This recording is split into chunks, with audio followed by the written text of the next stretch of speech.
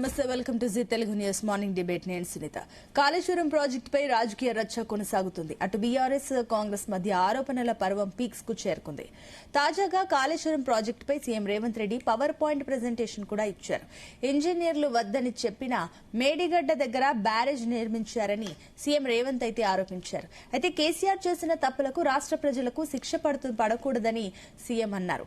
ఇక కాళేశ్వరం ప్రాజెక్టు నిర్మాణం అవినీతిపైన కేసీఆర్ చర్చకు రావాలని కూడా సవాల్ చేశారు. ఈ కాళేశ్వరం ప్రాజెక్టు ఆరోపణలపైన ఇవాల్టి మార్నింగ్ డిబేట్ లో మనం డిస్కస్ చేయబోతున్నాం. ఇవాల్టి మార్నింగ్ డిబేట్ లో మనతో పాటు పార్టిసిపేట్ చేస్తున్నారు కాంగ్రెస్ నుంచి శ్రీనివాసరావు గారు జాయిన్ అయ్యారు. అండ్ అదేవిధంగా బీఆర్ఎస్ నుంచి సుమిత్రా ఆనంద్ గారు జాయిన్ అయ్యారు. ఇక బీజేపీ నుంచి డాక్టర్ పల్నాటి వెంకటరెడ్డి గారు కూడా జాయిన్ అయ్యారు. అండ్ అదేవిధంగా మరి కాసేపట్లో దొంతుల లక్ష్మీనారాయణ గారు కూడా జాయిన్ అవుతారు, రిటైర్డ్ ఇరిగేషన్ ఇంజనీర్.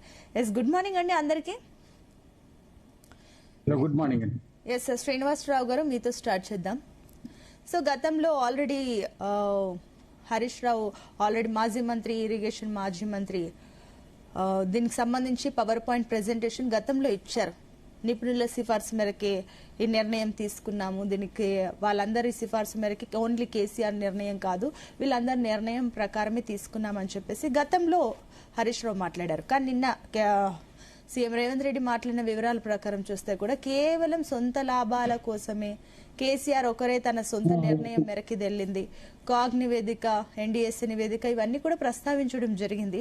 సో ఏంటి, ఒకసారి దాని గురించి మీ సైడ్ నుంచి ఒకసారి క్లారిటీ ఇవ్వండి.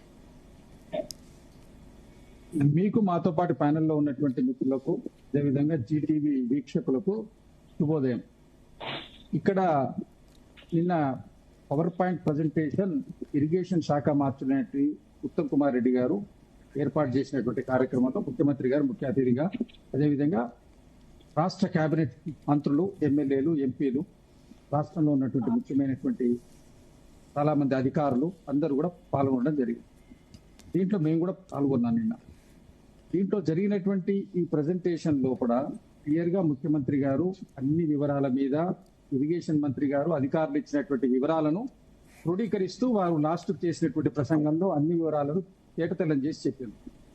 సంవత్సర కాలము కాళేశ్వరం ప్రాజెక్ట్ అయిన తర్వాత వెనువెంటనే ఇచ్చినటువంటి ఒక ఇంజనీర్ ఇచ్చినటువంటి రిపోర్ట్ ను దాని తుంగలో తొక్కి 2 సంవత్సరాలు నిర్లక్ష్యం చేయడం కారణంగానే 23లో ఆ యొక్క దుర్ఘటన జరగడానికి కారణం ఏందన్న విషయాన్ని స్పష్టంగా ఆధారాలతో సహా ఆ ఇంజనీర్ ఇచ్చిన రిపోర్టు, ఆ తర్వాత జరిగిన పరిణామాలు అన్నిటి గురించి వివరంగా పవర్ పాయింట్ ప్రజెంటేషన్ ఇవ్వడం జరిగింది. దీంట్లో క్లియర్ గా ఇవన్నీ ఇచ్చుకుంటూ ఇప్పటికీ కన్నెపల్లి పంప్ హౌస్ ను స్టార్ట్ చేసి ఇప్పుడు ఉన్నటువంటి కరువు పరిస్థితిని ఎదుర్కోవడానికి వచ్చే వరద నీరుని ఎత్తిపోయాలని కేటీఆర్ గారు చేసినటువంటి మొన్న పర్యటన, వారు చేసినటువంటి ఈ అడావుడిని తిప్పికొట్టడం కోసము కాకుండా ప్రజాక్షేమం కోసం, తెలంగాణ ప్రజల యొక్క ఉద్దేశం, తెలంగాణ యొక్క క్షేమం కోసమే రాష్ట్ర ప్రభుత్వం పనిచేస్తుంది, ఆలోచిస్తుంది అనేటువంటి విషయాన్ని తెలియజేస్తూ, మీరు గనక దీనికి నేషనల్ సెక్యూరిటీ డ్యామ్ అథారిటీ వాళ్ళు ఇచ్చినటువంటి రిపోర్టు దీంట్లో స్టోరేజ్ చేయకూడదు, స్టోరేజ్ చేస్తే ప్రమాదం జరిగే ఆస్కారం ఉంది అని వాళ్ళు క్లియర్ గా ఇచ్చిండ్రు. అది కాక ఇంకా మీరేమన్నా చెప్పదలుచుకుందంటే అసెంబ్లీకి రండి, మీరు చెప్పిన రోజు మేము అసెంబ్లీ ఏర్పాటు చేస్తాం, అసెంబ్లీలో కేసీఆర్ గారిని రమ్మనండి, కేసీఆర్ గారు చేసేటువంటి ప్రసంగానికి ఎవ్వరు అడ్డు తలగకుండా స్పీకర్ గారికి తోటి ప్రత్యేకమైనటువంటి ఆంక్షలు విధిస్తూ కేసీఆర్ గారు పూర్తి ప్రసంగ పాఠం అయ్యేంత వరకు కూడా అందరు ఎవరు అడ్డు తలగకుండా ఉండే విధంగా మేము ప్రభుత్వం సహకరిస్తాం. వారి గౌరవానికి, మర్యాదకు ఏ విధమైనటువంటి లోటు లేకుండా అసెంబ్లీలో మేము చూస్తాం. వారు ఒక సీనియర్ శాసనసభ్యులు, అదేవిధంగా వారు ఈ తెలంగాణ రాష్ట్రానికి 10 సంవత్సరాలు ముఖ్యమంత్రిగా ఉన్నటువంటి వ్యక్తి కాబట్టి వారికి పూర్తి గౌరవ మర్యాదలతోటి మేము అన్ని విధాలుగా సహకరిస్తాం. వారిని వచ్చి మాకుంటే సలహాలు ఏ విధంగా చేస్తే బాగుంటుంది, ఈ నిపుణులు ఇచ్చినటువంటి దానికి, ఇంజనీర్స్ ఎక్స్పర్ట్స్ ఇచ్చినటువంటి దానికి, నేషనల్ సెక్యూరిటీ అథారిటీ వాళ్ళు ఇచ్చినవి, ఇవేవి కాక మీరు ఏ విధమైన సూచనలు చేస్తే టెక్నికాలిటీ ఉంటే చెప్పండి, దాన్ని స్వీకరిస్తాం. వారం రోజులు అయినా మీకు కూడా మేము ఒప్పజెప్పడానికి కూడా మేము సిద్ధంగా ఉన్నాం, అసెంబ్లీలో చర్చించి అసెంబ్లీ పర్మిషన్ తోటి ఇద్దామని చెప్పి స్పష్టంగా గౌరవ ముఖ్యమంత్రి రేవంత్ రెడ్డి గారు వారికి ఆహ్వానించారు. సవాలు విసిరిండ్రు అన్న దానికంటే ఆహ్వానించారు. వారు ఈ విధంగా ఉన్నటువంటి పరిస్థితుల్లో మేము నిర్మాణాత్మక ప్రతిపక్షము యొక్క సూచనలు, సలహాలు తీసుకోవడానికి ఈ ప్రజాప్రభుత్వం సిద్ధంగా ఉందనేటువంటి అంశాన్ని టోటల్ కేబినెట్ అధికారుల యంత్రాంగంతో సమావేశమైనటువంటి పవర్ పాయింట్ ప్రజెంటేషన్ స్పష్టం చేసింది. మరి ఇంత స్పష్టంగా చెప్పిన తర్వాత ఇంకా దీని మీ విమర్శలకు చర్చలకు ఏ విధంగా తావు ఏదన్నా అసెంబ్లీలో చర్చించండి. అధికారమైనటువంటి రిపోర్ట్స్ ఉంటాయి, అధికారికంగా కావలసినటువంటి పూర్తి మీకు సమాచారం అందుబాటులో ఉంటాయి, అధికారులు అందుబాటులో ఉంటారు. అసెంబ్లీలో నిర్ణయం చేయండి, దీని మీద ఈ విధంగా చేద్దామంటే వెంటనే దాన్ని మీ ఒప్పజెప్పడానికి కూడా మేము సిద్ధమని చెప్పి ముందే ప్రకటించింది. మీరు వస్తే ఎలాంటి అడ్డంకులు ఎలాంటి అడ్డంకులు కూడా ఉండకుండా చూస్తామని చెప్పింది. ఇప్పుడు అక్కడ ప్రాజెక్ట్ లో స్టోరేజ్ నీటి నిల్వ చేయకూడదు అని చెప్పినప్పుడు ఇప్పుడు నెక్స్ట్ ఆ ప్రాజెక్ట్ పరిస్థితి ఏంటి, దాని గురించి ఒకసారి మనం ఆ ప్రాజెక్టు పరిస్థితి ఏమిటనేది సమీక్షించడంలోనే ఇప్పుడు ఫస్ట్ ఎన్డీఎస్ఏ రిపోర్టు దీంట్లో అసలు దీని ఏమాత్రం వినియోగించొద్దు అని ఇచ్చింది. నీళ్లు పూర్తిగా అయిపోయిన తర్వాత ఇచ్చినటువంటి రిపోర్ట్ లో దీన్ని రిపేర్ చేయండి, ఎక్స్పర్ట్ దానికి కావాల్సినటువంటి దాని పరిశోధనలు చేసి దాన్ని రిపేర్ చేయండి అన్నాడు. ఇప్పుడు అక్కడ బోర్వెల్స్ వేస్తున్నారు, ఈ శాండ్ లోత్ ఎంత ఉంది చేయడానికి అక్కడ ప్రత్యేకమైనటువంటి రిగ్గింగ్ మిషన్స్ తెచ్చి అక్కడ వర్క్ జరుగుతుంది. రిపేర్ చేసి ఫస్ట్ 1.5 years పూర్తిగా మీరు దీన్ని ఫస్ట్ ఇమీడియట్ గా ఇచ్చిన రిపోర్ట్ చేయొద్దని ఇచ్చింది. ఒక 6 months back 8 months back repair చేయమని ఇచ్చింది. వెంటనే పని స్టార్ట్ చేసారు. 6 months నాకు ఎగ్జాక్ట్ డేట్ జ్ఞాపకం లేదు. ఈ మధ్య కాలంలో ఇచ్చినటువంటి రిపోర్ట్ లో వాళ్ళు వర్క్ మొదలు పెట్టిండ్రు. వర్క్ మొదలు పెట్టి ఇప్పుడు శాండ్ లోత్ ఎంత ఉంది, 3 వాటిలలో 3 పంప్ హౌజులు మనం ఏదైతే మేడిపల్లి అదేవిధంగా కుందిళ్ళ ఈ 3 ఏవైతే 3 డ్యాములు 3 బ్యారేజీలు ఉన్నాయో లక్ష్మీ పార్వతి సరస్వతి అని పేరు పెట్టినటువంటి ఈ 3 డ్యాములు అన్నిటి చోట కరెక్ట్ గా నిపుణులతోటి దాని ఎక్స్పర్ట్స్ తోటి కావలసిన పూర్తి పరిశోధనలు చేయించి అన్ని ఇన్వెస్టిగేషన్స్ అయిన తర్వాత మాత్రమే నీళ్లు నింపాలి అని చెప్పింది. ఈ లోపు నింపితే ఏ విధంగా విపత్తు జరిగితే దానికి ఎవరు కూడా బాధ్యత వహించలేరు అని నేషనల్ సెక్యూరిటీ డ్యామ్ అథారిటీ వాళ్ళు ఇచ్చిన దాని ప్రకారం వెళ్లాలన్నా లేక మన ప్రజాభిప్రాయం మేరకు ఈ ప్రతిపక్షాల అభిప్రాయం మేరకు వెళ్లాలన్నా ఇది కూడా అసెంబ్లీలో చర్చిద్దామని చెప్పిండ్రు. ఈ అంశాన్ని కూడా అసెంబ్లీలో చర్చిద్దామని స్పష్టం చేశారు. కాబట్టి దీని గురించి పెద్దగా రాద్దాంత కేవలం టీఆర్ఎస్ పార్టీ ఏంటంటే రాజకీయంగా రోజు ఒక అంశాన్ని రాజకీయంగా ముందర పెట్టి ఒకరోజు అప్పుల గురించి క్లారిటీ ఇచ్చిండ్రు. ఇది కార్పొరేషన్ అప్పులు, ఇది ఎన్డీఏ అప్పులు, అవి కాదు ఎఫ్డీఆర్ అప్పులు, కార్పొరేషన్ అప్పులు అన్ని కలిపితే ఇంత అంటే అట్లా కలపొద్దు, ఇది సపరేట్, ఇది ఒకటే అప్పట, అవి అప్పులు కావంటారు. దాని మీద 4 రోజులు చర్చ, 4 రోజులు కనిపల్లి పంప్ హౌస్ మీద చర్చ, ఇంకో 4 రోజులు దీని మీద చర్చ. జనాలలో ఎప్పుడు కూడా హెడ్ లైన్స్ లో ఉండడానికి, బ్రేకింగ్ న్యూస్ లో ఉండడానికి, ఏదో మేము చేయబోతుంటే మేము చెప్పిన సలహాలు వినకుండా వీళ్ళు ఏదో చేస్తున్నారు అని చెప్పడం కోసం చేస్తున్న ప్రయత్నం మేము స్వీకరించడానికి సిద్ధంగా ఉన్నాం స్పష్టం చేసిండ్రు. దాని గురించి రమ్మనమండి, కార్యాచరణ చర్చలొద్దు, కార్యాచరణకు రమ్మని అసెంబ్లీలో చర్చించమనండి, దానికి కావాల్సిన కార్యాచరణ ముందుకు పోమని చెప్పి. ఓకే అండి, కనుక్కుందాం. సుమిత్ర ఆనంద్ గారు గుడ్ మార్నింగ్. గుడ్ మార్నింగ్ అండి సునీత గారు. సో చెప్పండి, ఏం చెప్తారు? ఇందాక శ్రీనివాస్ గారు అన్నట్లుగా నిజంగానే మరి కేసీఆర్ రేవంత్ రెడ్డి సవాల్ చేసినట్లుగా కేసీఆర్ అంటే దీనికి సంబంధించి చర్చకు సిద్ధంగా ఉన్నారా? ఈ సవాల్ని స్వీకరిస్తుందా బీఆర్ఎస్? గతంలో కూడా మీరు వీటికి సంబంధించి పవర్పాయింట్ ప్రెజెంటేషన్లు మీరు ఇచ్చారు, ఇప్పుడు వాళ్ళు ఇచ్చారు, అయినప్పటికీ కూడా ఇంకా ప్రజలకు ఒక క్లారిటీ లేకుండా పోతుంది. సో ఏం చెప్తారు? సునీత గారు నమస్తే అండి. మీకు చర్చలో పాల్గొంటున్నటువంటి పార్టీల ప్రతినిధులకి, జీ తెలుగు న్యూస్ ప్రేక్షకులకు నమస్తే, జై తెలంగాణ. సీఎం రేవంత్ రెడ్డి గారికి ముఖ్యమంత్రిగా ఆ స్థానంలో కూర్చున్న నాటి నుంచి నేటి వరకు ఒకటే జపం అండి, కేసీఆర్ గారు రావాలి. అయ్యా ఎరువులు ఇవ్వు, యూరియా యాపొద్దు, కేసీఆర్ గారు రావాలి. అయ్యా పంట కొనవయ్యా, కేసీఆర్ గారు రావాలి. అయ్యా పాలన చేయవయ్యా, కేసీఆర్ గారు రావాలి. తాగునీరు ఇవ్వు, కేసీఆర్ గారు రావాలి. కరెంట్ ఇవ్వు, కేసీఆర్ గారు రావాలి. ఆయన ఊపిరి పీల్చుకున్నప్పుడు, ఊపిరి వదిలినప్పుడు, ఉచ్ఛ్వాస నిశ్వాసంలో కూడా కేసీఆర్ గారిని జపిస్తూ ప్రజల్ని తప్పుదారి పట్టించాలని, ఇదిగో కేసీఆర్ వస్తలేడు కాబట్టి చర్చ చేస్తలేడు కాబట్టి చేయలేనని చెప్పాలనే ఉద్దేశం ఉన్నట్టు అర్థమవుతుంది.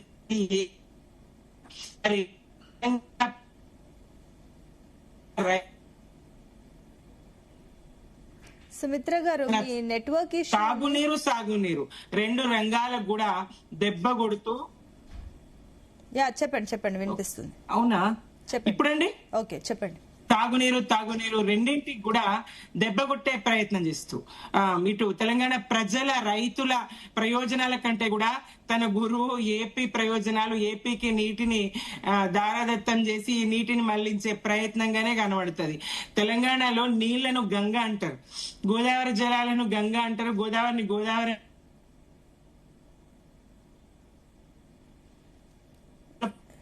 సుమిత్ర గారు, అట్లే ఐ థింక్ మీ పెట్టుకుంటారు. మరి నెట్వర్క్ సిగ్నల్ గంగ సాక్షిగా వీళ్ళు వీలైతే మీరు మళ్ళీ ఒకసారి జాయిన్ అవ్వండి, నేను మళ్ళీ మీ దగ్గరకు వస్తాను. వెంకటరెడ్డి గారు, good morning. Good morning Sunitha గారు. సో ఈ ప్రాజెక్టుల గురించి కూడా గతం నుంచి అటు వచ్చినప్పటి నుంచి ఇదే మనం చాలా 2.5 years నుంచి ఈ కాళేశ్వరం ప్రాజెక్ట్ గురించి చర్చలు జరుగుతూనే ఉన్నాయి. మీరు వింటున్నారు. ఎట్ ద సేమ్ టైమ్ నిన్న రేవంత్ రెడ్డి దీనికి సంబంధించి PowerPoint ప్రెజెంటేషన్ ఇవ్వడం మీరు కూడా చూసే ఉంటారు. సో ఈ ప్రెజెంటేషన్ పైన మీ రెస్పాన్స్ ఏంటి? ఎందుకంటే గతంలో మీరు కూడా ఈ కాళేశ్వరం ప్రాజెక్ట్ ని మెచ్చుకున్న సందర్భాలు ఉన్నాయి, ఇది మంచి ప్రాజెక్ట్ అని చెప్పేసి కూడా మెచ్చుకున్న సందర్భాలు ఉన్నాయి. అండ్ ఇప్పుడు ఈ పరిస్థితులు, ఈ పరిణామాలను ఎలా చూస్తున్నారు? ముందుగా మీకు అలాగే జీ తెలుగు న్యూస్ ప్రేక్షకులకి పనులు వారందరికీ కూడా నమస్కారం, గుడ్ మార్నింగ్. బేసిక్ గా మనం ఇది చూస్తుంటే కాళేశ్వరం ప్రాజెక్ట్ చూస్తుంటే ఒక రాజకీయ అంశంగా ముందుకు పోతుంది తప్పితే అక్కడ ప్రాజెక్టుని కంప్లీట్ చేసుకొని వాడుకునే పరిస్థితులు కనబడతలేదు. రెండు పార్టీల మధ్యలో ఒక రాజకీయ అంశంగా ముందుకు తీసుకెళ్లిపోతా ఉన్నారు తప్పితే దాన్ని వాడుకొని లేకపోతే రేపు పొద్దున దాన్ని కంప్లీట్ చేయటమా లేకపోతే ఇంకోట అవి చర్చకు రావట్లేదు. వీరేమో తెలుసు అంటే బీఆర్ఎస్ పార్టీ హయాంలో ఏదైతే ప్రాణహిత చేపల ప్రాజెక్టు 38,000 కోట్ల రూపాయలకి ఏదైతే కట్టాల్సి ఉండేనో, కంప్లీట్ చేయాల్సి ఉండేనో, చిన్న లిఫ్ట్ చేస్తే 148 మీటర్ల ఎత్తులో 160 TMCలు గ్రావిటీ ద్వారా పెద్ద ఎత్తున వచ్చే అవకాశాలు ఉండే. దాన్ని కాదని చెప్పి సోర్స్ మార్చి పేర్లు మార్చి ఏదైతే మేడిగడ్డకు తీసుకొచ్చారో అక్కడే ప్రాబ్లం అంతా కూడా స్టార్ట్ అయింది. అది కాకుండా ఈ ప్రాణహిత చేవెళ్ల ప్రాజెక్టు తుమ్మిడిహెట్టి దగ్గర కట్టుంటే ఈ ఇష్యూస్ రాకపోయేవి. బీఆర్ఎస్ కు చెడ్డ పేరు రాకపోయేది, కేసీఆర్ గారికి చెడ్డ పేరు రాకపోయేది. కానీ ఎక్కడైతే మార్చిర్రో, ఎక్కడైతే ఎస్టిమేషన్స్ పెంచిర్రో 38,000 కోట్ల నుంచి మొన్నటి వరకు చూస్తే 141,000 కోట్ల రూపాయలు అయితే ఖర్చు పెట్టాల్సి ఉండేను కాళేశ్వరం మీద. ఇప్పుడు చూస్తే ఏమైతుందంటే అడావిడి ఎట్లయిపోయిందంటే ఒక ప్రాజెక్ట్ కట్టేటప్పుడు ఒక 100 సంవత్సరాలు, ఒక 150 సంవత్సరాలు ఉండే ప్రాజెక్టులు ఒక టైం టేకింగ్. ఇదంతా కూడా అంత పెద్ద ప్రాజెక్ట్ కట్టేటప్పుడు టైం తీసుకోవాలి. కానీ ఇప్పుడు మనం చిన్న ఎగ్జాంపుల్ తీసుకుంటే ఒక ఇల్లు కట్టాలంటే దానికి పిల్లర్స్, తర్వాత బునాది తీసిన తర్వాత పిల్లర్స్, అక్కడ నుంచి క్యూరింగ్, ఇవంతా కూడా చేస్తూ ఉంటాం. టైం అంటే ఎంత లోతులో మనం పిల్లర్స్ వేయాలి, ఎంత లోతులో ఆ ఫూటింగ్స్ వేయాలనేది కింద చూశాక, బోర్వెల్స్ లేకపోతే ఇసుక ఎంత దూరం ఉంది, ఎంత లోతులో ఉంది, అవన్నీ చూశాకనే వేస్తారు మామూలుగా. కానీ ఇప్పుడు ఏమైందంటే అది అడావిడిగా చేయటం వల్ల, సాయిల్ టెస్టింగ్ చేయకపోవటం వల్ల, అది పైన వేయడం వల్ల ఏమైతుందంటే ఆ కింద తర్వాత ఇంకోటి ఏంటంటే బ్యారేజ్ కు రిజర్వాయర్ కి చాలా తేడా ఉంటుంది. బ్యారేజ్ 2-3 TMCలు రాగానే ఎత్తిపోసుకుంటాం నీళ్లు, బయటికి ఎత్తిపోసుకుంటే ఆ ఇష్యూస్ రాకపోయేది. కానీ 12 TMCల నీళ్లు అక్కడ నింపడం వల్ల అది ఒక బంగాళాఖాతం నీళ్లు ఒక పెద్ద ఎత్తున వచ్చేది ఒక బీబీసీలో చూపించినట్టుగా నింపడం వల్ల ఏమైందంటే టోటల్ గా ప్రెషర్ ఎక్కువైపోయి కింద ఏదైతే పిల్లర్స్ కింద నుండి ఆ ఇసుకంతా కూడా కొట్టుకుపోయి అక్కడి నుంచి నీళ్లు బయటికి రావడం జరిగింది. సో ఆ విధంగా ఒక్కసారి ఇవన్నీ కూడా ఇంటర్ కనెక్టెడ్ ఉంటాయి కాబట్టి, ఒకదానికి ఒకటి ఇంటర్ కనెక్టెడ్ ఉంటుంది కాబట్టి మొత్తం టోటల్ గా అది డ్యామేజ్ అవ్వకుంటూ వచ్చింది. ఫస్ట్ కంప్లైంట్ 2 years ముందే తీసుకుని ఉంటే 2020 అనుకుంటాను, 2020లో 2020 సెప్టెంబర్ 25 రోజు, ఆ రోజు ఒకవేళ నిజంగా నా కంప్లైంట్ తీసుకొని ఎల్ఎన్టీని ప్రెషర్ చేసి ఫోర్స్ చేసి ఎట్టి పరిస్థితుల్లో మీరు కంప్లీట్ చేస్తే బాగుంటదని చెప్పితే బాగుండేది. కానీ దాన్ని పట్టించుకోకుండా 23 వరకు కూడా దాన్ని జాప్యం చేసుకుంటూ వచ్చిరంటే డెఫినెట్ గా అదంతా కూడా అంటే 1,00,000 కోట్లు ఏదైతే ఖర్చు పెట్టారో ఆ ఖర్చు అంతా కూడా బూడిద పాలైపోయింది, గోదావరి నీళ్ల పాలైపోయింది, నీళ్లు రాని పరిస్థితి కనపడతా ఉంది. 1 కోటి ఎకరాలు మాగాని చేసుకుంటామన్న ఆలోచన ఆ రోజు ఉండే. అందరు అనుకున్నారు నిజంగానే, ఈవెన్ భారతీయ జనతా పార్టీ సరే చేస్తే బాగానే ఉంటుందనే ఆలోచనతోటి అప్పుడు సపోర్ట్ చేశాం. కానీ ఎవరైనా కూడా ఒక ఇల్లు కట్టాక, ఎందుకంటే మేము దగ్గర ఉండి చూడం, ఇంజనీర్స్ కానీ మిగతా కాంట్రాక్టర్లు వాళ్ళు ప్రభుత్వం చూసుకుంటుంది కదా, భారతీయ జనతా పార్టీ లేకపోతే కేంద్ర ప్రభుత్వం చూసుకోదు. పర్మిషన్లు ఎవరికే ఉంటుంది కానీ ఎక్కడ చూసుకునే అవకాశాలు ఉండవు. కానీ మనకు ఒక ఎగ్జాంపుల్ తీసుకుంటే, ఒక ఇల్లు కట్టిన తర్వాత గృహప్రవేశనకో లేకపోతే ఇల్లు కంప్లీట్ అయిన తర్వాత ఆహ్వానిస్తే పోయి చూస్తారు, నిజంగానే బాగుంది అనుకుంటారు. కానీ అక్కడ నాణ్యత ఎట్లా ఉంది, ప్లానింగ్ ఎట్లా ఉంది, డిజైన్ ఎట్లా ఉంది, కన్స్ట్రక్షన్ ఎట్లా ఉంది, తర్వాత ఆపరేషన్ అండ్ మెయింటెనెన్స్ ఎట్లా ఉందనేది ఎవరికి తెలుస్తుందో చెప్పండి. అట్లాగే ఇల్లు కట్టినప్పుడు కూడా ఆ విధంగా ఉంటుంది కాబట్టి మనం అనుకుంటాం బాగా కట్టారు, చాలా బాగుందని చెప్పి అందరూ అనుకున్నారు. కానీ చూస్తే ఎండ్ ఆఫ్ ద డే అది కూలిపోవటం, మ్యారేజ్ లో క్రాక్స్ రావటం, ఇవన్నీ కూడా జరిగినాయి. అంటే డెఫినెట్ గా మరి వాళ్ళు తీసుకోవాలి, బాధ్యత తీసుకోవాలి. సో బాధ్యత తీసుకొని దాంతోటేనే కదా అది ఆ కాళేశ్వర్ ప్రాజెక్టు వలన ఈ రోజు కాంగ్రెస్ పార్టీ అధికారంలోకి వచ్చింది. దాంతో పాటు కొన్ని 6 గ్యారెంటీ తెచ్చుకుంటూ ఏమన్నారు ముఖ్యమంత్రి గారు ఆ టైంలో, 1,00,000 కోట్లు ఎవడైతే దోచుకొని దాచుకున్నారో వాళ్ళని చెర్లపల్లి జైల్లో బెడ్రూమ్ కట్టి ఇందిరమ్మ ఇల్లు కట్టి లోపలేస్తామని చెప్పారు. ఇప్పటి వరకు ఎక్కడన్నా ముందుకు పోయే అవకాశాలు ఉన్నాయా? ఇప్పటి వరకు ఎందుకు చేయలేకపోతా ఉన్నారు? 9,000 కోట్ల రూపాయలు మేడిగడ్డ బ్యారేజ్ మీద ఎంక్వైరీ చేసి, 1,00,000 కోట్ల మీద కాదు, 9,000 కోట్లే, 9,000 కోట్ల మీద ఎంక్వైరీ చేసి ఆ రిపోర్ట్ రాగానే, పీసీ ఘోష్ కమిషన్ ద్వారా రిపోర్ట్ రాగానే దాన్ని వాళ్ళ చేతుల్లో అన్ని ఉన్నా కూడా వాళ్ళ మీద యాక్షన్ తీసుకోవాల్సిన అవసరం ఉన్నా కూడా, అవకాశం ఉన్నా కూడా దాన్ని తీసుకుపోయి సిబిఐకి అప్పచెప్పారు. సిబిఐకి అప్పచెప్పాల్సిన అవసరమే ఉంది. వీళ్ళ చేతకాకనా, చేయలేకనా, అరెస్ట్ చేయలేకనా, ఆ 1,00,000 కోట్లు కక్కించలేకనా, వెంకటరెడ్డి గారు అభ్యంతరకరమండి. అంటే ఒకటి వెంకటరెడ్డి గారు, గతంలో మీరు కూడా అన్నారు వాళ్ళకి చేతన అవ్వట్లేదు, వీలైతే ఈ కేసుని సిబిఐకి అప్పగించండి, కేంద్రమైనా చూసుకుంటుంది, ఆ రకంగా అయినా సిబిఐ అయినా దీనిపైన ప్రెషర్ పెడతామని చెప్పేసి మీరు అంటేనే కదా వాళ్ళు కూడా ఇప్పటికీ మేము డిమాండ్ చేస్తాము. మేము అడిగింది కాళేశ్వరం ప్రాజెక్టు మొత్తం మీద 1,00,000 కోట్లు ఏవైతే ఖర్చు పెట్టారో ఆ ఖర్చు పెట్టిన 1,00,000 కోట్లు ఖర్చు పెట్టిన కాళేశ్వరం మొత్తం ప్రాజెక్టు ఎంక్వైరీకి వేయని చెప్పాము. వీళ్ళు ఏం చేశారు? ఓన్లీ మేడిగడ్డ బ్యారేజ్, మేడిగడ్డ, సుందిల్ల, అన్నారం, కాల్వలు, మోటార్లు ఇవన్నీ కూడా ఉన్నాయి కదా, డిస్ట్రిబ్యూటర్స్ ఉన్నాయి, వాటి మీద ఎంక్వైరీ వేయలేదు ఎక్కడ కూడా. ఎవరెవరు చేశారు, ఎవరెవరు దీనికి పాల్పడ్డారు, ఏ విధంగా దోపిడీ చేశారు, ఎంతమంది కాంట్రాక్టర్లు ఉన్నారు, ఎంతమంది ఇంజనీర్లు ఉన్నారు, దాని వెనకాల ఎంతమంది రాజకీయ నాయకులు వీళ్ళు దోపిడీకి పాల్పడ్డారో అవన్నీ బయట పెట్టలే ఎక్కడ కూడా. ఇవన్నీ కూడా వీళ్ళకి తెలిసే, కాంగ్రెస్ పార్టీ కూడా తెలిసే. అంటే బీఆర్ఎస్ పార్టీకి మరి తొత్తులాగా ఉంటున్నారా, సపోర్ట్ చేస్తా ఉన్నారా, అండర్స్టాండింగ్ ఉందా? ఎందుకు ఈ 2 అంశాలు ఇద్దరే మాట్లాడుతూ ఉన్నారు ఎంతసేపు కూడా. కాంగ్రెస్ పార్టీ, బీఆర్ఎస్ పార్టీ ఒక రాజకీయ అంశంగా నాకు తెలిసినంత వరకు ఇది 2028-29 ఎన్నికల వరకు కంప్లీట్ చేసే అవకాశాలు ఉండవు. దీంతో మళ్ళా కూడా రేపు ఎలక్షన్ పోయే అవకాశాలు ఉంటాయి. ఇది ఒక నెవర్ ఎండింగ్ ప్రాజెక్ట్ లాగా కనపడతా ఉంది, ఒక కంటిన్యూస్ పొలిటికల్ ఒక ఇష్యూ లాగా కనపడతా ఉంది తప్పితే ఈ తెలంగాణ ప్రజలకు ఒక ప్రాజెక్ట్ కట్టి నీళ్ళిద్దామని ఆలోచన అన్పాటు లేదు. ఓకే అండి, ఒక నిమిషం. సుమిత్ర గారు కంటిన్యూ. వెంకటరెడ్డి గారు విద్యావంతులు ఇట్లా మాట్లాడతారని అనుకోలేదు.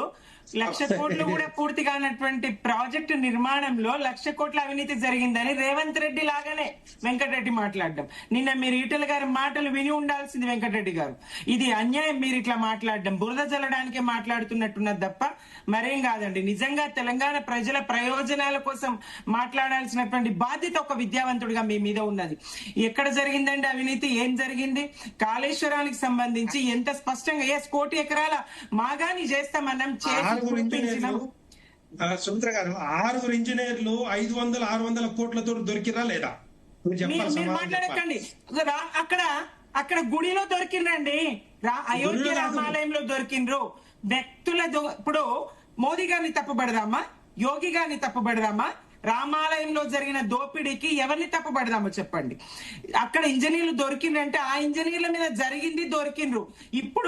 ఇప్పుడు చేస్తే ఇక్కడ కూడా దొరుకుతారు, అంతటా దొరుకుతారు. అవినీతికి సంబంధించి అధికారులను పట్టుకోవడం, అవినీతికి సంబంధించి విచారణ జరగడం కొత్త కాదు కదా, ఈ అంశంలోనే కాదు కదా, పరంపరగా కొనసాగుతూనే వస్తుంది కదా. అది పక్కన పెడదాం. కాళేశ్వరానికి సంబంధించి గాని ఇతర నీటి ప్రయోజనాలు, తాగునీరు ఎట్లా హైదరాబాద్ కు, మరి కాళేశ్వరమే కూలిపోతే కాళేశ్వరంలో 1,00,000 కోట్ల అవినీతి జరిగిందంటారు, 1,00,000 కోట్లు గంగ పాలైందంటారు, ఈ గోదావరి పాలైందంటారు. 2,00,000 కోట్ల ఖర్చు అయిందా?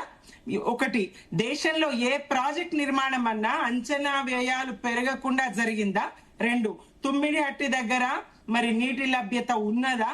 ఇక్కడ మేడిగడ్డ దగ్గరకు వచ్చేసరికి ప్రాణహిత, గోదావరి, త్రివేణి సంగమంగా మరి చూసి ఆ నీటి లభ్యత ఉన్న చోట అని చెప్పేసి అక్కడ నిర్మాణం చేపట్టడం జరిగింది. ఇంకొకటి, అతి స్వల్ప కాలంలో 4 సంవత్సరాల్లో బీఆర్ఎస్ గా మేము ఇంత పెద్ద ప్రాజెక్ట్ నిర్మాణం చేసి చూపిస్తే 31 నెలలు గడిచినా ఇంతవరకు మరి ఈ పిల్లర్లు కుంగిన 2 పిల్లర్లను రిపేర్ చేయలేనటువంటి అసమర్థత ఎవరిది? ఇది ఇసుక కోసమేనా? ఇసుక ఇప్పుడు ప్రభుత్వాన్ని మీరు నిలదీయగలుగుతారా? ఇసుక వ్యాపారానికి సంబంధించి కాంగ్రెస్ ను ఏ స్థాయిలో ఇసుక దోపిడీ జరుగుతా ఉంది అక్కడ, అది నిలువరించి మరి ప్రాజెక్ట్ లో నీళ్లు తీసుకోవడానికి లేదు, ఇసుక తీసుకోవడానికి లేదు. చెప్పండి, ఆ మాట ఒప్పించండి. ఎన్ని లారీల ఇసుక తరలిపోతా ఉన్నది కేవలం ఇసుక కోసం. అలాగే ఏపీకి గురువుకు నీళ్లను అందించడానికి, అక్కడ డెల్టాకు నీరు మళ్లించడానికి ఈ పంపులను ఆన్ చేయనటువంటి పరిస్థితి. కన్నేపల్లి పంపులను ఆన్ చేయనటువంటి పరిస్థితి కాదా? కన్నేపల్లి పంపులు ఆన్ చేస్తే పరీక్షించి చూడండి, 1 TMCS చూడండి. అంత కాదు, నీటి లభ్యత, ఎత్తులు, ప్రమాణాలు, కొలతలు, వ్యాప్కోస్ రిపోర్ట్లు అన్ని చూసి కేసీఆర్ గారు నిర్మాణం చేయించినటువంటి ప్రాజెక్ట్ ఇది. ఎన్నికలకు ముందే కుట్రపూరితంగా, మరి అసెంబ్లీ ఎన్నికలకు ముందే కుట్ర జరిగిందనే అనుమానం ఉంది, ప్రజలకు కూడా ఉంది. దీన్ని ఏ స్థాయిలో బీజేపీ కాంగ్రెస్ లు వాడుకున్నాయి, ఈ ప్రాజెక్టు గురించి ఎంత అసత్య ప్రచారాలు చేసినాయి, ఇంకా కూడా అదే అసత్య ప్రచారాలు చేస్తూ రేవంత్ రెడ్డితో సహా ఆర్థిక నేరగాళ్ళు, ఆర్థిక ఉగ్రవాదులు అని చెప్తారు కేసీఆర్ గారిని, హరీష్ రావు గారిని, కేటీఆర్ గారిని. ఎట్లా ఉగ్రవాదులు అవుతారు? రాష్ట్ర ఆదాయాన్ని, తలసరి ఆదాయాన్ని పెంచినందుకు ఆర్థిక ఉగ్రవాదుల వీళ్ళు? ఏ స్థాయిలో తలసరి ఆదాయం పెరిగింది కేంద్రం కన్నా? కేంద్రంలో మీ బీజేపీ అధికారంలో ఉన్న కేంద్రం కన్నా కూడా రాష్ట్ర తలసరి ఆదాయం ఏ స్థాయి పెరిగింది మీకు తెలియదా? అంత పెద్ద ఎత్తున రాష్ట్ర 5 లక్షలకు పైగా మరి తలసరి ఆదాయం పెరిగినటువంటి తీరు మీకు తెలియదా? అట్లాగే సంపద పెరిగిన తీరు తెలియదా? ప్రజల జీవన స్థితిగతులు మెరుగుపడ్డ తీరు తెలియదా? కోతలు లేకుండా హైదరాబాద్ కు ప్రతిరోజు మంచినీరు ఇచ్చినటువంటి పరిస్థితి తెలియదా? పంటలు ఎండిపోకుండా నీళ్లు ఇచ్చినటువంటి తెలియదా? కరెంట్ 24 గంటలు ఇచ్చినటువంటి తెలియదా? ప్రాజెక్టుకు సంబంధించి అయినా ఎలాంటి లోపం లేకుండా మేము అధికారంలో ఉన్నన్ని రోజులు మండు టెండర్లో కూడా మత్తళ్ళు దుంకే విధంగా చెరువులు, వట్టిపోయిన నిజాం సాగర్, ఎండిపోయిన నిజాం సాగర్, జొన్నలు అలుక్కున్నారండి, జొన్న పంట పండించుకున్నారు రైతులు అక్కడ. శ్రీరామ్ సాగర్ ను క్రికెట్ మైదానాలుగా, కబడ్డీ కోర్టులుగా మార్చుకున్నారు అక్కడ యువత. అటువంటి ప్రాజెక్టులను మరి నింపుకున్నది నిజం కాదా? చెరువులన్నీ మత్తళ్ళు దుంకింది నిజం కాదా? వాగులన్నీ గలగల బారింది నిజం కాదా? భూగర్భ జలాలు పెరిగింది నిజం కాదా? నిందలు వేయడానిక? నిజంగా బీజేపీకి గాని కాంగ్రెస్ గాని చిత్తశుద్ధి ఉంటే రైతుల కోసం ఆలోచించాలి. వ్యవసాయ రంగాన్ని ఇట్లా నాశనం చేయకూడదు. దేశంలోనే నంబర్ 1 స్థాయికి. ఒక నిమిషం ఆగండి సుమిత్ర గారు. అండ్ సో ఇవన్నీ పార్టీల పరంగానే కాకుండా ఫస్ట్ ఆఫ్ ఆల్ మన దగ్గర ఇప్పుడు రిటైర్డ్ ఇరిగేషన్ ఇంజనీర్ మన లక్ష్మీనారాయణ గారు కూడా ఉన్నారు కాబట్టి ఆయన అడిగి తెలుసుకుందాం. లక్ష్మీనారాయణ గారు, గుడ్ మార్నింగ్ అండి. మ్యూట్ లో ఉన్నట్టున్నారండి మీరు. సో లక్ష్మీనారాయణ గారు, సో పార్టీల పరంగా ఎన్నైనా చెప్తారు, సరే ఆ విషయాలన్నీ పక్కన పెట్టినా మీరు one of the irrigation engineer, మీకు తెలుసు అసలు ఈ ప్రాజెక్టు వాస్తవాలు ఏంటో మీకు క్లుప్తంగా మీరు ముందు నుంచి ఉన్నారు కాబట్టి మీకు ఈ విషయాల్లో కాస్త అవగాహన ఉంది కాబట్టి ఒకసారి మీరు చెప్పండి. అటు గతంలో హరీష్ రావు కూడా, మాజీ మంత్రి హరీష్ రావు ఆయన ప్రెజెంటేషన్ ఇచ్చారు, నిన్న సీఎం రేవంత్ రెడ్డి కూడా ప్రెజెంటేషన్ ఇచ్చారు. ఈ ప్రెజెంటేషన్ లో నిజంగానే వాస్తవాలు ఉన్నాయా? అంటే తుమ్మిడిహెడ్డి నుంచి మేడిగడ్డకు మారడం ఇది యూస్ఫుల్ అయ్యిందా, లేదంటే దీనివల్ల ఇంకా నిజంగానే ఏమైనా లాస్ ఉందా? ఏంటి మీ ఒపీనియన్ ఏంటి దీనిపైన? అన్మ్యూట్ చేయండి.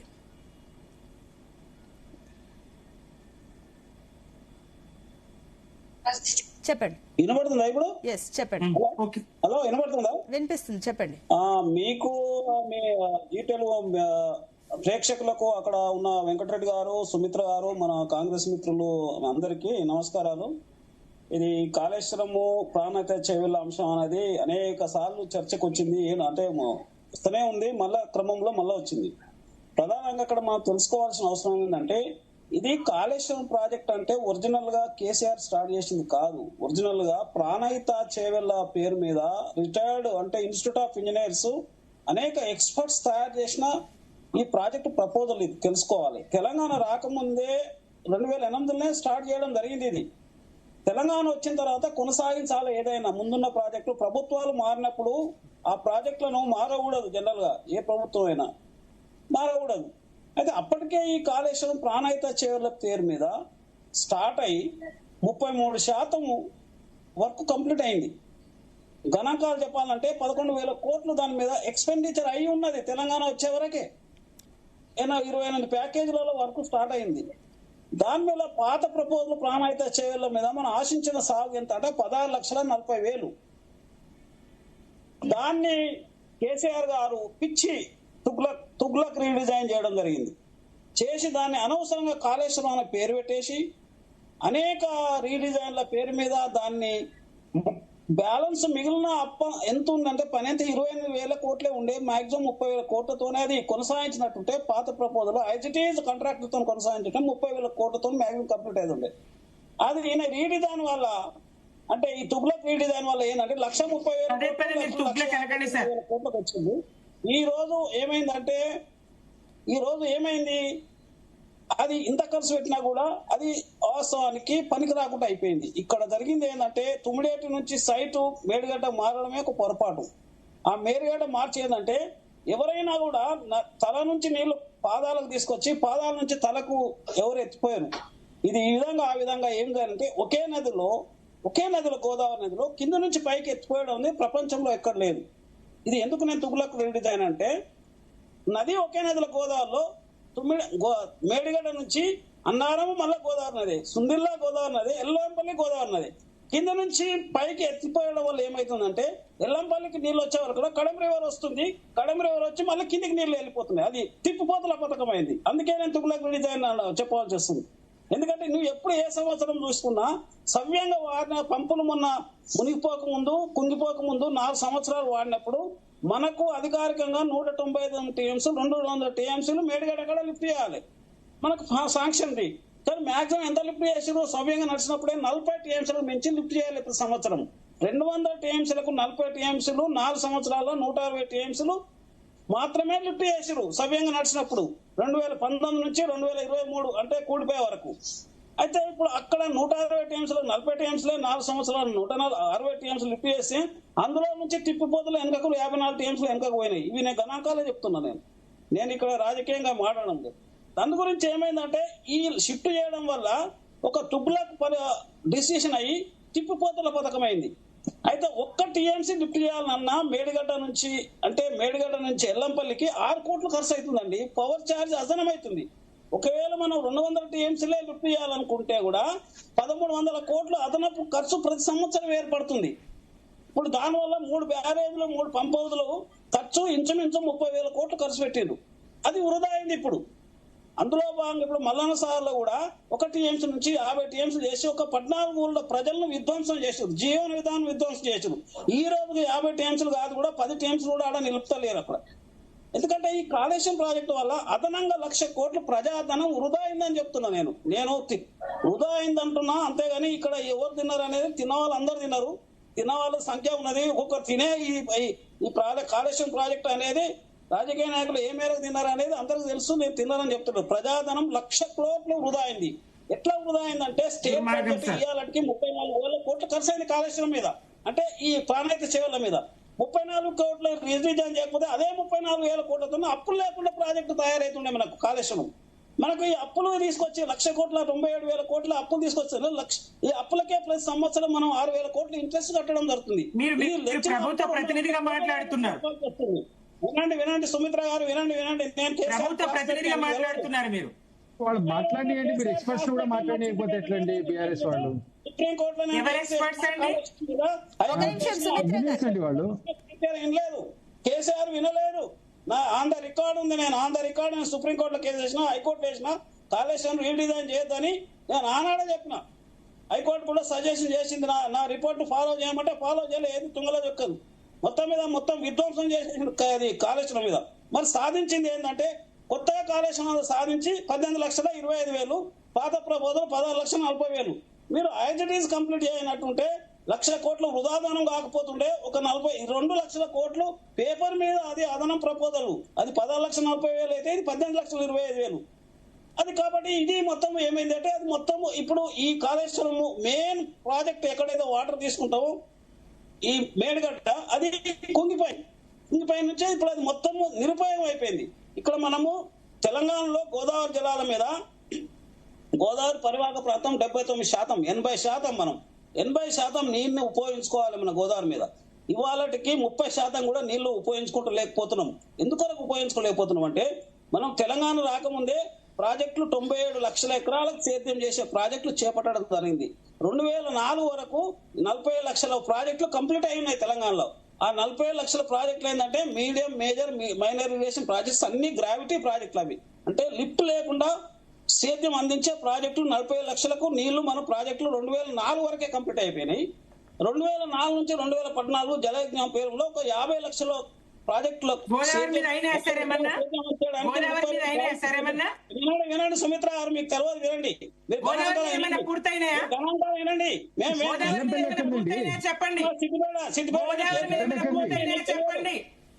కేసీఆర్ స్కూల్ అంటే కేసీఆర్ ఎవరు, హరీష్ రావు ఎవరు అంతా తెలుసు నాకు. హరీష్ రావు ఆఫీస్ పనిచేసినప్పుడు హరీష్ రావు నేను ఆడ పనిచేసిన, ఏవిగా పనిచేసిన సిద్దిపేటలో. మీ టైంలో డిఫెండ్ చేయండి, ఒక నిమిషం ఆగండి. ఎస్ లక్ష్మీనారాయణ గారు, మీరు కంక్లూడ్ చేయండి పాయింట్. ఇప్పుడు ఇక్కడ ఏమైందంటే ఇప్పుడు జరిగిన విషయం ఏంటంటే మనకు 1,00,000 కోట్లు వృధా అయింది. ప్రాజెక్టులు, ప్రతిపాదిత ప్రాజెక్టులు అదనంగా కాళేశ్వరం పేరు మీద 2 లక్షలు అనుకున్నారు. 16,40,000 నుంచి 18,20,000 అనుకున్నారు. అది ప్రతిపాదిత సాగు. దాని వల్ల ఏమైందంటే ఇప్పుడు ఈ మేడిగడ్డ కాడ పంపులు కుంగిపోవడంతో మనకు, నేను చెప్పబోతున్నా, మనకు గ్రావిటీ ఇరిగేషన్ తెలంగాణలో గోదావరి బేసిన్ లో 40 లక్షల ఎకరాలు నేను 2004 వరకే కంప్లీట్ అయ్యానని చెప్తున్నా. అవి పూర్తి సాగులు అందిస్తే ఇంకొక 50 లక్షలకు మనం ఒక జలయజ్ఞంలో 32 ప్రాజెక్టులు చేపట్టాము.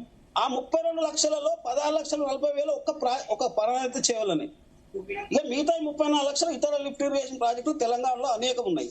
అయితే దీనివల్ల ఏమైందంటే 16,40,000 ఎకరాలు మనం యాజిటీస్ కంప్లీట్ చేసినట్టుంటే 30,000 కంప్లీట్ అవుతుండే, మళ్ళీ 1,00,000 కోట్ల అప్పులు కాకపోతుండే, మనకు తెలంగాణకు అప్పుల భారం కూడా పడకపోతుండే.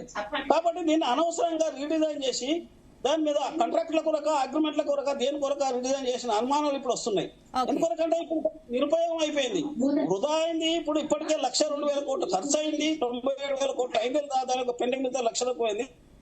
ప్రాజెక్టు వృధా అయిపోయింది. ఒక టీఎంసీ నీళ్లు తీసుకురావాలంటే ఇప్పుడుకు ఒక టీఎంసీ నీళ్లు తీసి సాగియాలంటే 50,000 ఖర్చు అవుతుంది. ఒక ట్యాంకర్ తెచ్చుకుంటే ఇంటికి ఇప్పుడు హైదరాబాద్ లో ట్యాంకర్లు ఒక్కొక్క అపార్ట్మెంట్ ఎంత ఖర్చు అవుతుంది? ఈ లెక్కలు ఎవరికి చెప్తారు? మార్పు చేయలేదు. మీరు పాపం కాంగ్రెస్ పార్టీ ప్రతినిధిగా రావాల్సింది సార్ లక్ష్మీనారాయణ గారు. ఇద్దరు వచ్చింది ఇక్కడ కాంగ్రెస్ ప్రతినిధులు. అందులో మార్పు చేయలేదు. అదే 30 టీఎంసీలు కాళేశ్వరం మీద కూడా 30 టీఎంసీలే. డ్రింకింగ్ వాటర్ లో చేంజ్ ఏం లేదు. ఇరిగేషన్ లో ఏదో 2 లక్షల మార్పు వరకు 1,00,000 కోట్లు ప్రజాధనం ఇక్కడ వృధా చేయడం జరిగింది అనేది ఖచ్చితంగా అనేక సందర్భంలో నేను కూడా 4-5 సార్లు పవర్ పాయింట్ ప్రెజెంటేషన్ పెట్టి గణాంకాల ద్వారా చెప్పిన. ఇవన్నీ గణాంకాలు ఉన్నాయి ఇప్పుడు. ఎందుకంటే స్టేట్ బడ్జెట్ ఇప్పటికే 34,000 కోట్లు బుక్ అయింది. అదే స్టేట్ బడ్జెట్ కంప్లీట్ అవుతున్న ప్రాజెక్టు అప్పులు కాకపోతుండే కదా. ఇప్పుడు నిరూపణం అయిపోయింది. అంటే తెలంగాణ వచ్చిన తర్వాత మనము ఒక 400 టీఎంసీలకు అదనంగా వినియోగించుకోవాలనుకున్నాము గోదావరి మీద. అంటే 400 అదనంగా వినియోగించుకున్నాం, లిఫ్ట్ ద్వారా వినియోగించాలనుకుంటున్నాము. కాళేశ్వరం ద్వారా ఒక 16 లక్షలు 240 టీఎంసీ ఉపయోగించాలనుకుంటాము. ఇతర ప్రాజెక్టుల మీద ఒక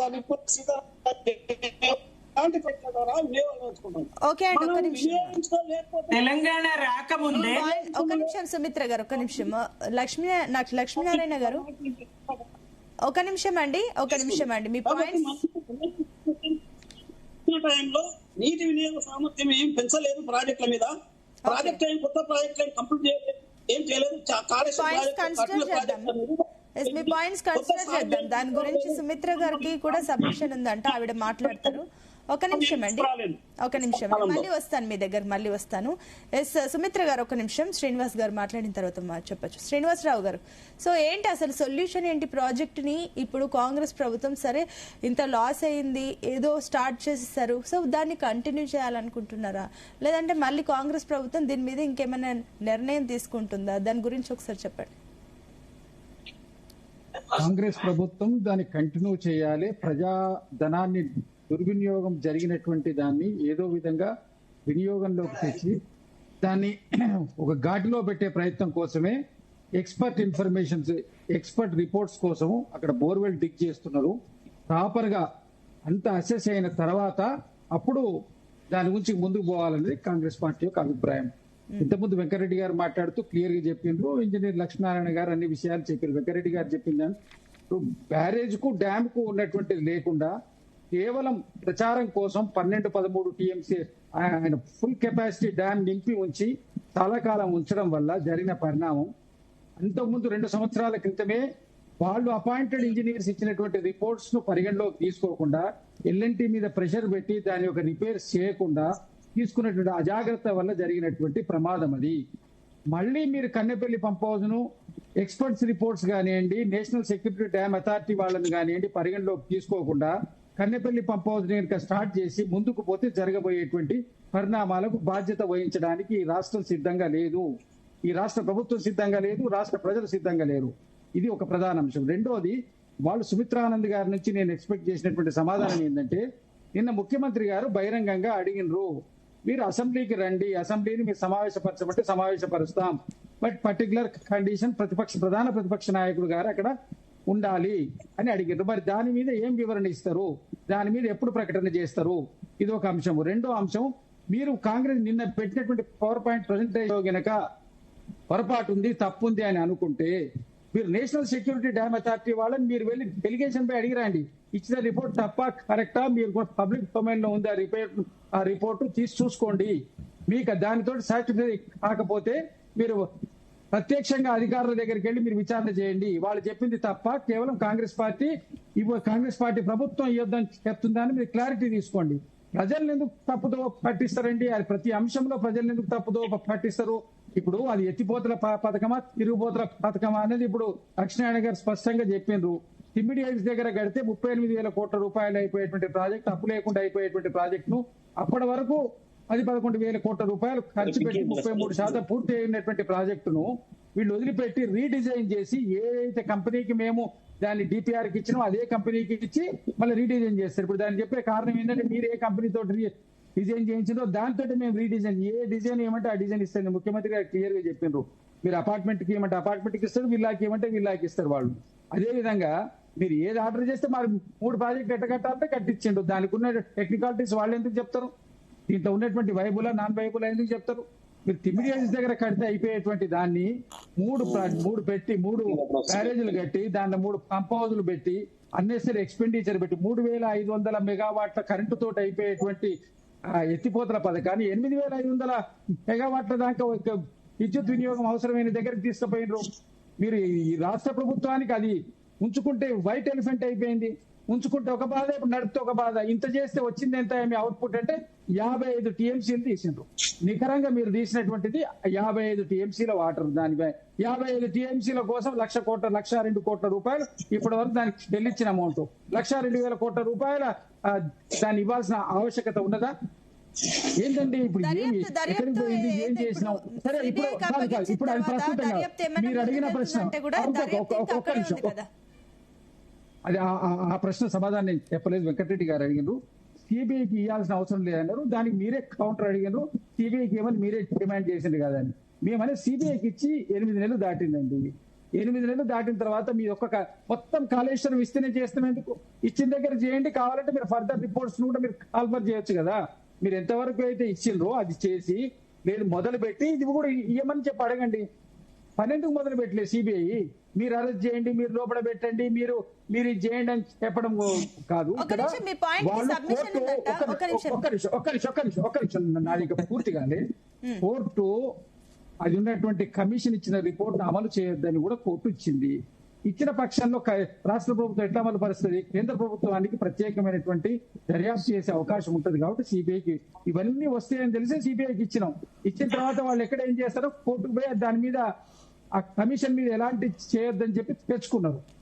న్యాయపరమైన చిక్కులు వస్తాయని మేము సిబిఐకి వేయడం జరిగింది. మరి మీరు ఒక్కరోజు అరెస్ట్ చేసి లోపల పెడతామన్నటువంటి మీరు భారతీయ జనతా పార్టీ వారు మరి సిబిఐ విచారణ మొదలుపెట్టడానికి చేస్తామంటే దాని అర్థం ఏంటంటే దానికి శ్రీనివాసరావు గారు ఒక మాట చెప్తా ఉన్నారు. ఏంటంటే సిబిఐకి అడిగింది భారతీయ జనతా పార్టీ తరఫున ఇప్పుడు కాదు, తెలంగాణ 23 ఎన్నికల ముందే అడిగాం మేము. ఒకటి 1,00,000 కోట్లు ఎవరైతే ఖర్చు పెట్టారో, ఏ విధంగా దోపిడీ జరిగిందో, దోచుకున్నారో వాటి మీద టోటల్ గా ఒకటి మేడిగడ్డ, సుందిల్ల, అన్నారము, పంపులు, తర్వాత కాల్వలు, రకరకాలుగా ఇవన్నిటి మీద సిబిఐ ఎంక్వైరీ అడిగాం. మేము అడిగాము, కాంగ్రెస్ పార్టీ వాళ్ళు అడిగారు. కాంగ్రెస్ పార్టీ వాళ్ళు కూడా పదే దీని మీద చెప్పుకుంటూ వచ్చారు. ఎట్టి పరిస్థితుల్లో 1,00,000 కోట్లు కక్కిస్తాం, తెలంగాణ ప్రజలకు పంచుతాం, తర్వాత వీళ్ళని జైలుకు పంపిస్తాం, చెర్లపల్లి జైలుకు పంపిస్తాం అని చెప్పింది మేం కాదు, భారతీయ జనతా పార్టీ కాదు చెప్పింది. ఇక్కడ కాంగ్రెస్ పార్టీ చెప్పింది. రేవంత్ రెడ్డి గారు ముఖ్యమంత్రి కాకముందు చెప్పారు. ఇప్పుడు వాళ్ళ చేతుల్లో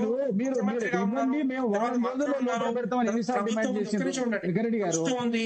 వీళ్ళు చేసింది ఏంటంటే, వీళ్ళు చేసిన నిర్వాహకం చెప్తా ఉన్నాను, వీళ్ళు చేసిన లోపాలు చెప్తా ఉన్నాను. వీళ్ళు 9,000 కోట్ల రూపాయలు మేడిగడ్డ మీద ఖర్చు పెట్టించు, దాని మీదనే పీసీ ఘోష్ కమిషన్ వేసిర్రు.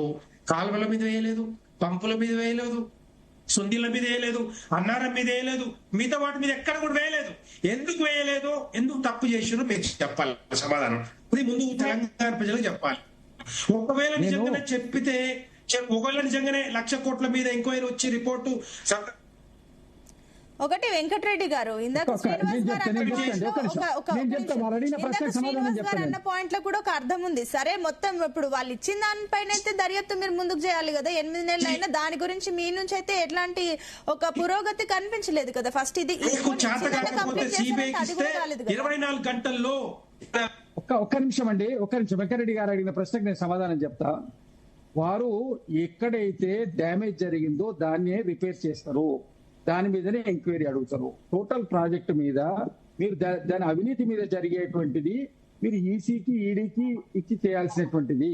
కాబట్టి మీరు దీని ఎంతవరకు డ్యామేజ్ మీద మొదలు చేస్తే దీంట్లో వచ్చేటువంటి ఫీడ్బ్యాక్ ని బట్టి మిగిలిన దానికి కూడా ఆస్కారం ఉంటుంది. శ్రీనివాసరావు గారు, వెంకటరెడ్డి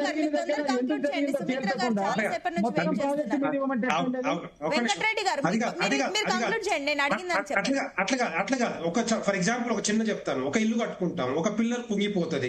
ఆ పిల్లర్ కుంగిపోయినప్పుడు కాంట్రాక్టర్ బాధ్యత మొత్తం తీసుకుంటారా లేదా? ఎవరున్నా, ప్రభుత్వం ఉన్నా కూడా, కాంట్రాక్టర్ ఉన్నా కూడా బాధ్యత తీసుకోవాలి. తీసుకొని వాళ్ళు మొత్తం టోటల్ రిపేర్ చేయాల్సిన బాధ్యత ఉండే చేయలేదు. ఇంకోటి ఎంక్వైరీ కూడా టోటల్ గా వేయాలి తప్పితే ఒకటి వేసిన తర్వాత ఇంకోటి వేసిన తర్వాత ఇంకోటి ఎవరు చెప్పారు నాకు అర్థం కావట్లేదు. మేడిగడ్డ ఇంటర్ కనెక్టెడ్, మేడిగడ్డ, సుందిల్ల, అన్నారం అనేవి అన్ని పిల్లర్లన్నీ కూడా ఇంటర్ కనెక్టెడ్. ఒక్కటి కూలిందంటే మిగతా వాటి కూడా డెఫినెట్ గా వాటి మీద ప్రెషర్ ఉంటుంది. పొద్దున ఎప్పుడైనా వెంకటరెడ్డి గారు మీరు అన్నట్లే ఒకదానితో ఒకటి లింక్ అయి ఉందన్నప్పుడు మేడిగడ్డ నుంచి స్టార్ట్ చేస్తే మెల్లిమెల్లిగా మీరు లింక్అప్ ని తీసుకొని ఆ లింక్స్ ద్వారా దర్యాప్తును ముందుకు తీసుకెళ్లొచ్చు కదా. ఇక్కడ స్టార్ట్ చేస్తే కదా అది ముందుకు వెళ్తుంది. అంటే కమిషన్ అన్ని రోజులు కమిషన్ వేసిన తర్వాత రిపోర్ట్ మొత్తం తీసుకొచ్చిన తర్వాత లాస్ట్ లో చూసింది ఏంటంటే ఓన్లీ మేడిగడ్డ. ఎందుకు వేయలేకపోయింది చెప్పండి. వాళ్ళే ఇచ్చారు కదా, వాళ్ళు చెప్పిందే, కాంగ్రెస్ పార్టీ వాళ్ళు చెప్పిందే. వచ్చిన తర్వాత మేము ఎంక్వైరీ చేస్తాం, రిపోర్ట్ కమిషన్ రిపోర్ట్ తీసుకుంటాం, వాళ్ళని జైల్లో పెడతామని చెప్పింది కాంగ్రెస్ పార్టీ. ఆ 1,00,000 కోట్లు పక్కన పెట్టి 9,000 కోట్లతోటి ఎందుకు వాటి మీద కమిషన్ వేసిందో సమాధానం చెప్పట్లేదు. ఇప్పుడు కాదు, ఈవెన్ రేవంత్ రెడ్డి గారు ముఖ్యమంత్రి గారు కూడా చెప్పట్లేదు. ఎందుకు ఆ విధంగా చేయాల్సి వచ్చింది? అండర్స్టాండింగ్ ఉందా, లేకపోతే ఏమైనా ఇష్యూస్ ఉన్నాయా, ఈ మధ్య ఏమన్నా మ్యాచ్ ఫిక్సింగ్ కనపడతా ఉందా? చేయలేకపోతా ఉన్నారు. అంటే ఇదొకటే ఎంక్వైరీ కాదు, రకరకాల ఎంక్వైరీలు వేసి రకరకాల రిపోర్ట్లు వచ్చినాయి, కానీ ఒక్కరోజు కూడా ఒక్కటి కూడా లోపల పెట్టలేదే. ఎందుకు చేయలేకపోతా ఉన్నారు? రెండో ప్రశ్న. ఇప్పుడు బీఆర్ఎస్ పార్టీ సుమిత్ర గారు అయితే మనం మాట్లాడుతూ, నేను ఉన్నది ఉన్నట్టే మాట్లాడుతా ఉన్నాను. ఇంకో చెప్పిందో కాదు. అక్కడ క్లియర్ గా మీరైతే మీకు తెలుసు. ఒకవేళ నిజంగా 24/2020 సెప్టెంబర్ 25 రోజు, సెప్టెంబర్, అక్టోబర్, జూలై ఏదైతే project engineer, project in-charge complaint ఇచ్చాడు, మహాదేవపూర్ పోలీస్ స్టేషన్ లో కంప్లైంట్ ఇచ్చినప్పుడు దాన్ని కన్సిడర్ చేసుకుంటూ ఆ 2 సంవత్సరాలు 20 నుంచి 23 దగ్గర మీకు 3 సంవత్సరాలు టైం ఉంటాయి. ఆ 3 సంవత్సరాలు ఈ ప్రాబ్లం వచ్చేది కాదు. మీ ప్రభుత్వం ఉండే ఆ రోజు ఎల్ఎన్టీకి రిపోర్ట్ చేసి, ఎల్ఎన్టీ కంప్లైంట్ చేసి వాళ్ళని బాధ్యులు చేసుకుంటూ బాగు చేసి ఉంటే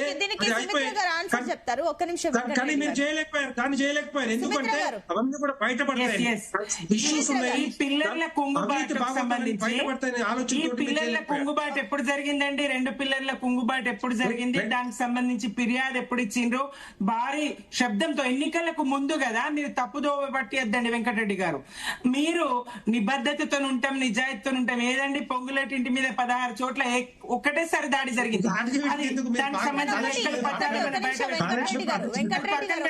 సరే అంశాన్ని పక్కన పెడదాం. కుంగిపోయింది కానీ 2020లో హెచ్చరించినా మీరు పట్టించుకోలేదు. మీరు అప్పుడే చర్యలు తీసుకుంటే కుంగేది కాదు కదా అని చెప్పేసి పాయింట్. లేదండి, దీనికి సంబంధించి ఏ మేరకు పనిచేయాలో ఆ మేరకు కేసీఆర్ గారు పని చేసి ఫలితాలను రాబట్టగలిగినరు. ఇందాక లక్ష్మీనారాయణ గారు ఇంజనీర్లు అని చెప్తా ఉన్నారు. ఆయన పార్టీ ప్రతినిధిగా కాంగ్రెస్ బీజేపీలో ఉమ్మడి ప్రతినిధిగా మాట్లాడుతూ ఉన్నారు. 2004లోనే ప్రాజెక్టుల నిర్మాణం పూర్తయిపోయిందని చెప్తారు. నేను ఒకటే ప్రశ్న అడిగిన, గోదావరి మీద పూర్తయిన ప్రాజెక్ట్ ఒక్కటి చెప్పండి అని. ఎక్కడ పూర్తయింది? తుమ్మిడిహట్టి దగ్గర నీటి లభ్యత ఎంత?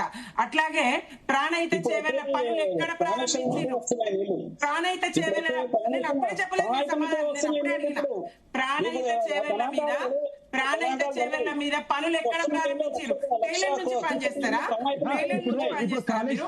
ఇంకొకటి, ప్రాజెక్ట్ లో అంచనా వ్యయాలు దేశవ్యాప్తంగా లక్ష్మీనారాయణ మీరు ఆగండి. మీరు ఎక్కడ మొదలు పెట్టిండ్రు? ఎక్కడ పనులు మొదలు పెట్టిండ్రు? టైలెండ్ నుంచి పనులు మొదలు పెడతారా మీరు? టైలెండ్ నుంచి పనులు మొదలు పెడతారా? ఒకటి, దేశవ్యాప్తంగా ప్రాజెక్టుల నిర్మాణంలో అంచనా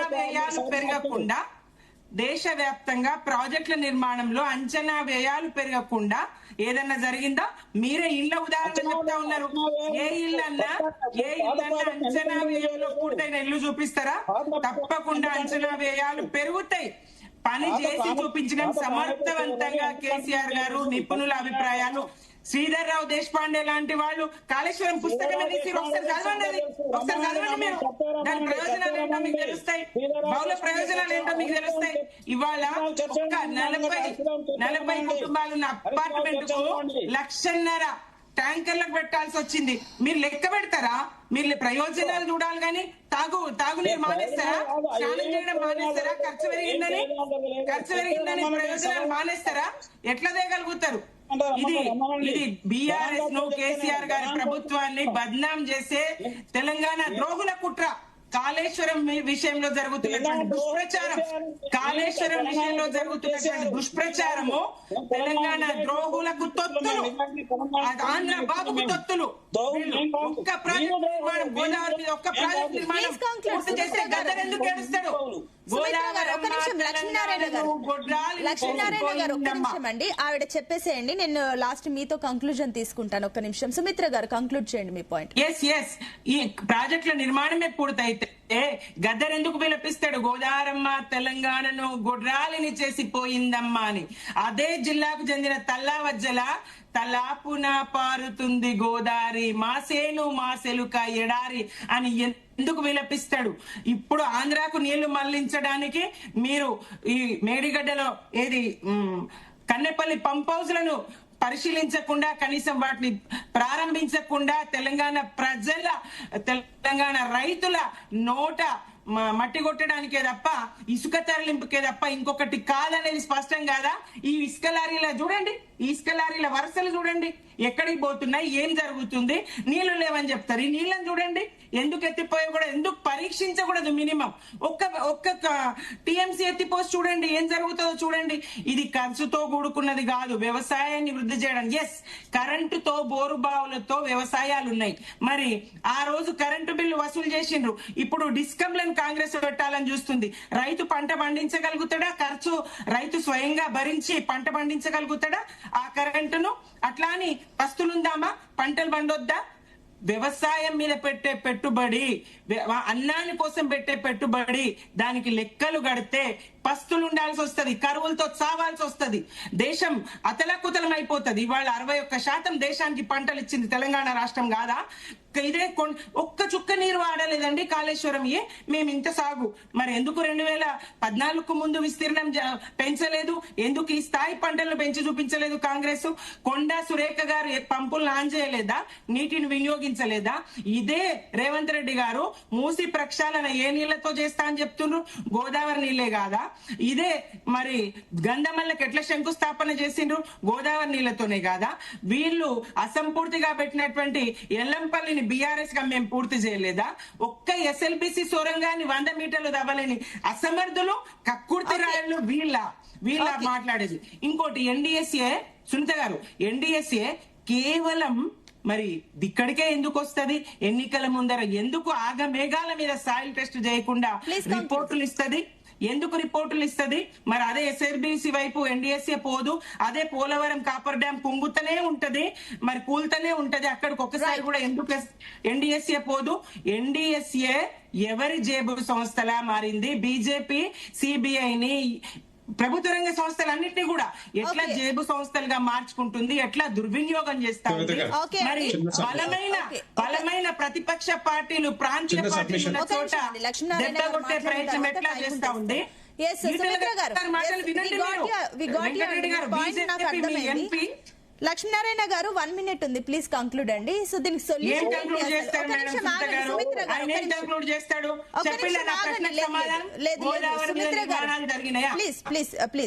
లక్ష్మీనారాయణ గారు 1 minute ఉంది, ప్లీజ్ కంక్లూడ్ అండి. సొల్యూషన్ ఏంటి అసలు? ఇప్పుడు అవన్నీ ఇప్పుడు ప్రాణాయిత చేయాల కాలుష్యం గురించి అంశాలు చెప్పిన, ఇప్పుడు 1,00,000 క్యూసెక్స్ నీళ్లు అంటే డేలో ఒక 700 TMC నీళ్లు మేడిగడ్డ కన్నెపల్లి పంప నుంచి రివర్ లో పాస్ అవుతున్నాయి నీళ్లు. నేను 6వ తారీఖు నాడే నేను చూసి వచ్చిన, మొన్ననే చూసి వచ్చినాను. అంటే ఏ మేరకు నీళ్లు రివర్ లో పాస్ అవుతున్నాయో ఆ మేరకు, అంటే మేడిగడ్డ దగ్గర గేట్లన్నీ ఓపెన్ చేసి పెట్టారు, ఐజిటీస్ ఓపెన్ చేసి పెట్టారు. ఆ ఓపెన్ చేసిన పొజిషన్లోనే రివర్ లో పోయే నీళ్లను ఏ మేరకు డైవర్ట్ అవుతాయో ఆ మేరకు కన్నెపల్లి పంప నుంచి లిఫ్ట్ చేయాల్సిన అవసరం ఉంది. ఎందుకంటే ఈసారి ఎలినా పరిస్థితి ఉంది, వర్షాభావం ఉంది కాబట్టి మన త్రాగునీరుకైనా లిఫ్ట్ చేసి మన రిజర్వాయర్ లో స్టోర్ చేసుకోవాల్సిన అవసరం ఉంది. నేను అది కూడా చెప్తున్నా. ఎందుకంటే రివర్ లో వెళ్ళిపోతున్న నీళ్లు ఏ మేరకు నీళ్లు డైవర్ట్ అవుతాయో ఆ మేరకు కన్నెపల్లి పంపులు స్టార్ట్ చేసి మనం స్టోర్ చేసుకోవాలి. ఎప్పటిలా వచ్చే త్రాగునీరు అవసరాలు కూడా మనకు అది వినియోగం అవుతుంది. మంచి విషయం. కూడా ఎల్నినో స్టార్ట్ అవుతుంది కాబట్టి ఆ దిశగా చర్యలు కూడా తీసుకుంటే బెటర్. ఎస్ వెంకటరెడ్డి గారు ఏంటి, ప్లీజ్ కంక్లూడ్ అండి, 10 seconds ఉంది. సునీత గారు ఇంతకుముందు సుమిత్ర గారు మాట్లాడుతూ వీళ్ళ హయాంలో, బీఆర్ఎస్ హయాంలో కేసీఆర్ గారు ఇక్కడ ఈ తెలంగాణ రాష్ట్రంలో సిబిఐ రావద్దు, సిబిఐ ఇంకొక సంస్థనే రావద్దు, ఎంక్వైరీకే రావద్దు అన్న ఆలోచనతోటి ఆ రోజు సిబిఐని కన్సెంట్ రద్దు చేసుకుంది ఎవరు? ఎందుకు రద్దు చేసుకున్నారు? భయపడ్డారా మీరు?